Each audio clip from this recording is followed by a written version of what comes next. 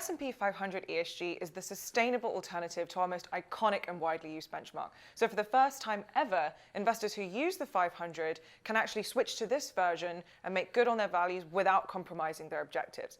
And by mirroring the risk and return profile of the 500, we're really dispelling the myth of an ESG performance trade-off and allowing investors to integrate ESG into the core of their portfolios at very little cost in terms of low tracking error and with comparable returns.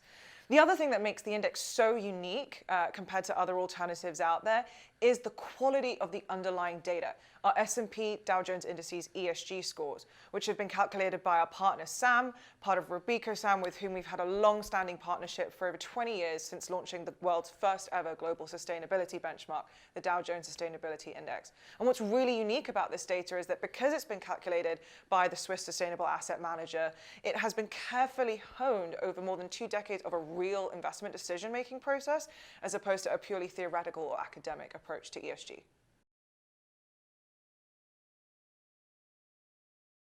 Well, this is about bringing ESG into the mainstream with our flagship index. There are more assets invested in products tied to S&P indices than any other provider in the world, and 70% of those assets are tied to the 500. The S&P 500 is widely regarded as the single best gauge of large-cap US equities, and so it's used by investors not only in the US, but all over the world who are looking to gain core US exposure.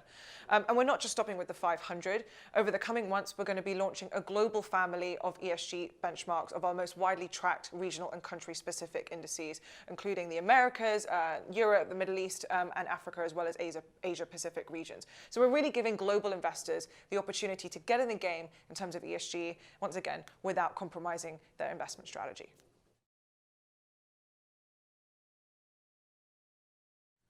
The index essentially works by targeting the top 75% of market cap within each GICS industry group in the S&P 500, ranked by our new S&P DJI ESG scores. We're also excluding companies involved in the production of tobacco, controversial weapons, and any companies with a low UN Global Compact score.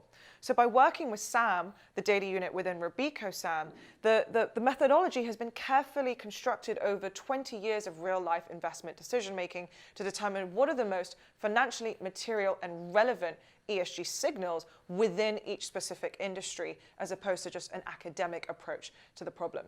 And the data collection process through SAM's corporate sustainability assessment is widely regarded as one of the most rigorous surveys of company corporate sustainability performance in the world. It purportedly takes companies around 200 to 300 hours on average to complete it. And it really affords us an unparalleled level of insight into corporate sustainability performance, much more so than simply relying on public disclosures, like as is typical with other ESG data sets.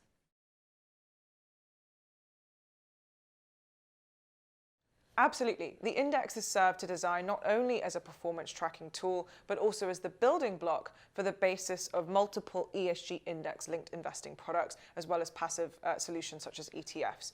And just like any of our indices, we're really giving financial services firms across the globe the blueprint to create their own ESG index-linked products.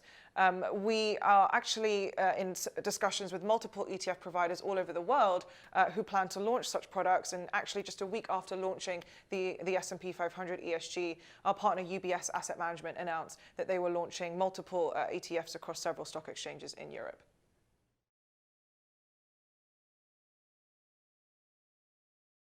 Well, as investors around the world are becoming increasingly aware of the need to measure and manage the ESG impact of their investments, at S&P we're continuing to innovate to supply the market a choice of ESG index solutions to suit all different types of diverse investment objectives. So whether by defining the investable universe for investors looking to gain exposure to certain regions, or by providing benchmarks for tracking performance for actively managed portfolios, or providing intellectual property as the basis for passive portfolios. We're really giving investors all over the globe the option to integrate ESG into the core of their portfolios without having to compromise on their investment strategy.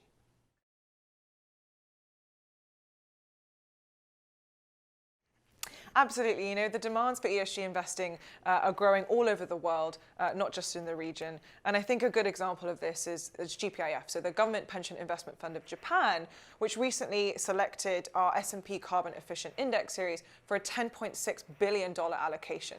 And really what they're doing is signaling to the global investment community that they have high conviction in the returns to low carbon and ESG investing more broadly. And a lot of investors around the world are following suit.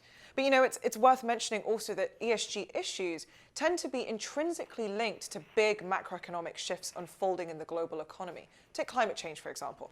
As whether or not you believe in the catastrophic impacts of man-made climate change, the fact is that policymakers around the world are implementing strategies and regulations to address the problem. For instance, carbon taxes, which are serving as a transmission mechanism to translate these real economy impacts into a financially material and relevant set of issues for investors through rising costs for companies, for example. So really, investors all over the world are addressing this problem by integrating ESG into their portfolios.